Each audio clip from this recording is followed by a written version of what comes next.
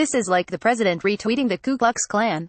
This is not a main organization, and for the President of the United States, our greatest ally as a country, to be retweeting, to be providing a microphone to those voices, Cox told CNN's Anderson Cooper on AC 360. I think no matter what your perception of the UK, I think has been shocked by that. The videos, posted by Jayda Fransen, the deputy leader of Britain First, a farright and ultranationalist political group, depict purported Muslims assaulting people and, in one video, smashing a statue of the Virgin Mary. These narratives have impact, Cox said. Cox's wife, a member of parliament, was killed in June 2016 by a 53-year-old man with extreme right-wing views as he shouted Britain First. When you retweet and endorse an organization like this, what that does is it changes people's views of what is acceptable, Cox said. It means that people are more open about their hatred. It means they're more likely to act on their hatred.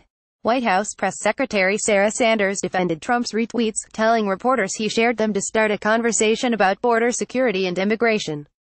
I think his goal is to promote strong borders and strong national security, Sanders told a small group of reporters after appearing on Fox News. Sanders also downplayed questions about whether the videos were authentic because the threat is real. Cox slammed Sanders' response, calling it an absurd justification. I'm sure she has the hardest job of anybody in the world, he said. I think even in the list of desperate attempts to defend something that was indefensible, this was a pretty pathetic attempt at doing so. Cox went on to describe his wife as a humanitarian who cared for her constituents and would be disgusted by the president sharing anti-Muslim content.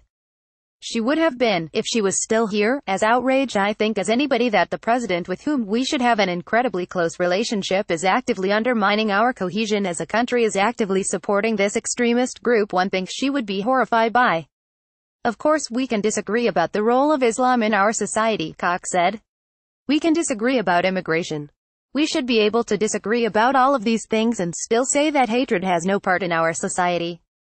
Elizabeth Landers and James Masters contributed to this report.